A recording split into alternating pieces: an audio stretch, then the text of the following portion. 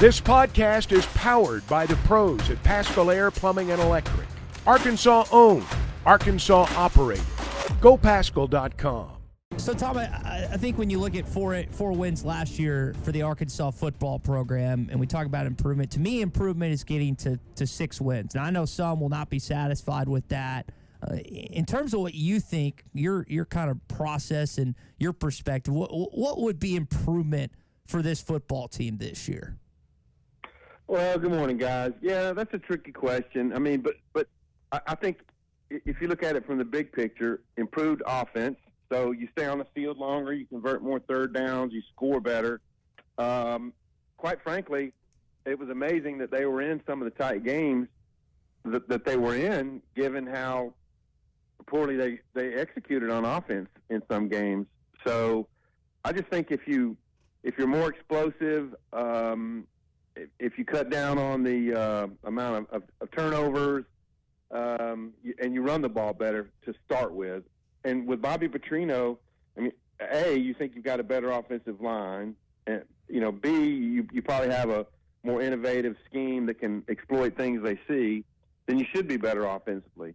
I've said it repeatedly on this air that I thought Travis Williams and the defensive staff didn't get enough credit for the defensive improvements last year, especially when you consider that the other side of the ball wasn't very efficient. So from the defensive standpoint, you've got to have linebackers that come in and help you. And I know that, they got through spring with Story and Brad Spence and Carson Dean and Caden Henley and that group. But I think the guys that transferred in over the summer that didn't go through spring are going to need to help them too. So, underrated type defensive effort last year. They're clearly under the radar being picked 14th. So improvement would be win a few more close games, get up to 6 wins, and again, it's how the product looks on the field. Are they competitive? Do they stay in there through the course of the season? That I think will all be under scrutiny. Yeah, and how do you turn those 5 games that you lost by a possession or less into 3 of those becoming wins? I'm not saying you win every close game, but Tom, it's those handful of plays in each of those games. You got to figure out how to win those 4, 5, 6 plays that make the difference, and those are the things that keep coaches awake at night. You absolutely do. I mean, the BYU game, you're up 14-0, and you just that was one of the games. There's a handful of games where the defense just didn't come through. That was one of them. They just didn't. But these other games, LSU, Ole Miss, Alabama, you're at a talent deficit in all of those. So you've got to have a player who kind of rises above, who makes a clutch play in a key situation, and to have a chance in those types of games. I mean, you look at the schedule. Mississippi State was a game that was just unfathomable. It was at home, and they just didn't show up basically in that game. And so you have to win that one. And now it's on the road this year. So it's a weird schedule where, like Ty pointed out last week, a lot of your more winnable type opponents are your road games. So they've got to find a way to tap into what made them good in 21.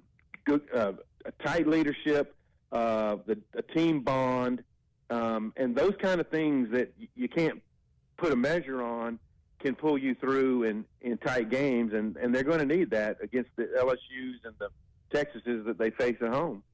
You mentioned Arkansas being at 14th, ranked by the media. Tom, looking at where the media had teams and Arkansas and maybe where you had teams, what differences did your poll differ from the media poll?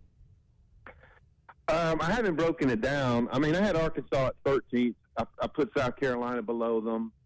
But I said on Thursday with you guys, it was so hard for me. Like, okay, I went with Georgia and Texas at the top. And then, when it gets to the ones right behind that, Alabama and Ole Miss and Missouri, Tennessee, Oklahoma, suddenly you're down into the 9, 8, 9, 10, 11 range. And then Arkansas beat Florida on the road last year. Did Florida bring in more talent? You could argue that they might have more talent on their roster, but they don't play each other, so it's hard to kind of compare those two. But there were subtle differences to me. I'm not as big on Missouri, even though Bob Holt pointed out to me over and over what Missouri's schedule. I mean, noted Missouri grad, by the way. A Missouri grad, but he's realistic. Missouri's schedule is very reasonable. So is Ole Miss's. You can get through the first 6 or 8 games, and there's a couple of tough games in there. But it's just, if you've got a schedule like that, it's much easier to get out to a hot start. And for Arkansas, you're at Oklahoma State in week 2. And at Auburn in week 4, it's just a tougher deal. Tommy asked us a question earlier, and I thought it was well thought out. It's like the team that's kind of lower that you might have higher expectations. Tom, for me, it's Auburn. I think about what Hugh Freeze possesses as an offensive mind, who they have returning, who they added. Is there a team that maybe was ranked a little lower that you're expecting more out of in 2024? Well, I mean, you could make that case, but then again, I mean, there's teams like Oklahoma that are around 8 or 9, and I mean, I know it's a new conference and everything, but after the first rough season under Brent Venables, they rose up. They beat Texas last year. So, I mean, look, I'm not looking at Auburn's schedule, but I'm pretty sure they're at home most of the first 5 weeks, if not, something like that of the season. So you can get off to a hot start. That can give you relative momentum. It can give your team more confidence. So, but it's the case in every year there are teams in the SEC that are going to have certain expectations, and the performance is going to be much worse than what their fans think because it's inevitable. 3, 4, 5 teams are going to come in a lot worse than what their fans are expecting. Yeah. Tom Murphy with us here on the Morning Rush, brought to you by the Arkansas Beef Council. Let's talk about the defense. We focused a lot on the offense, quarterback, Bobby Petrino. That seemed to suffocate most of the conversation last week. Travis Williams' defense, can it be improved over last year? It was serviceable. Can it be better this year behind Landon Jackson's leadership?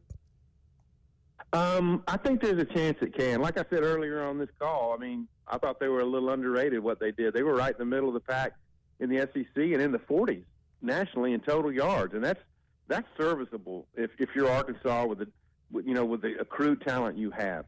I think up front, they're going to be pretty good. I like Cam Ball. I've liked him he's got a great attitude. He's stuck with the program, and you have to appreciate that. Landon Jackson coming back is really huge. If Nico DeValier and Eric Gregory and Kiwi Rose, some of the backup, like if Quincy Rhodes can rise up, I think they have a gem in Quincy Rhodes, and maybe this is the year. Landon Jackson talked about him at media days that he's always had great pass rush moves. If they can get him stabilized on being a stopper on the run, his playing time will increase. So I think they have a chance to be good up front. Travis Williams, especially, is a linebacker, so I expect them to, I expect them to fill in, even though they're going to get snaps out of a bunch of guys they didn't get snaps out of last year. And then on the back end, pass coverage from the safety position, I think, has been an issue. Foot speed and such with Jaden Johnson, Hudson Clark. If they can make it where they don't have to cover super long, and I think at cornerback they could be okay. So to answer your question in a roundabout way, I think they can be a little bit better this year.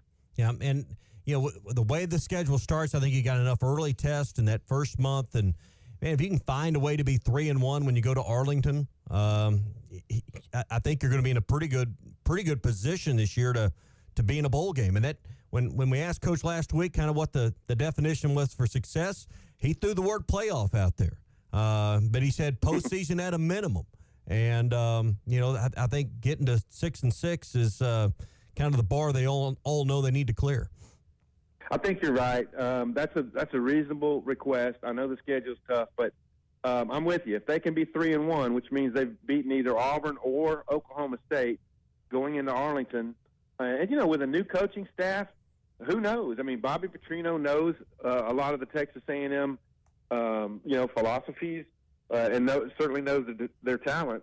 So I'd give them a fighter's chance against A&M in Arlington this year. So who knows, man? I mean, it's week to week. It's how does your locker room coalesce? What's your game plan look like for that week? And I go back to 21. If they can find that kind of unity that you can't put a value on, I mean, you can't rate it, they'll have a chance to be a solid team this year. Yeah, and, addition by subtraction, just, I don't know if you call it dysfunction, but there was certainly a disconnect with Dan Enos and that offense last year. Remove that element that clearly has an impact on morale and attitude and everything else. That's got to be worth something. I don't know what it's worth, but it's worth something. Mm-hmm. That's a good point. And yeah, you can't rate that either. I mean, it's like, at what point did KJ kind of say, this isn't working for me? I'm getting paid. I mean, I'm not like bagging on KJ and Rocket, but they got good NIL deals. KJ got a little big. I think he lost some of the locker room and some interest at some point. And Rocket just wasn't the same from week one when he tweaked his knee and he was a little bit big. And you talked about, South Carolina talked about all the weight he lost. Yeah. I mean, he's motivated now. He had a bad season. So, yeah, there's some value to that. There's kids like Rashad DeBinion who are really good players who are in it for, it seems, the right reasons, didn't transfer. And I'm not saying that kids who transfer and get bigger NIL deals aren't in it for the right reasons, but, there's a certain motivation level. And I think DeBinion, Jaquin, and Jackson are going to be a pretty good 1-2 combo with the young guys behind them at running back.